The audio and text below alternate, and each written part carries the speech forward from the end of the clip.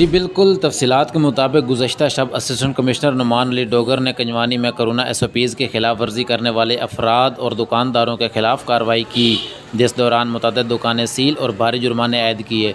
इस मौके पर असिस्टेंट कमिश्नर नुमान अली डोगर का कहना था कि हुकूमती अहकामात की रोशनी में कोरोना SOPs पर अमल दरामद करवाना मेरी अव्वलीन तरजीह है और इसके खिलाफ वर्जी करने वालों को किसी किस्म की माफ़ी नहीं होगी।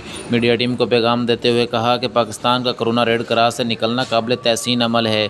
यह हुकूमती कामयाब हिकमत अमली है और पाकिस्तानी अवाम के ताउन से मुमकिन हुआ, लिहाजा अवाम ऐसे ही हुकूमत के साथ ताउन जारी रखे ताकि पाकिस्तान का कोरोना फ्री ममालिक में शुमार हो।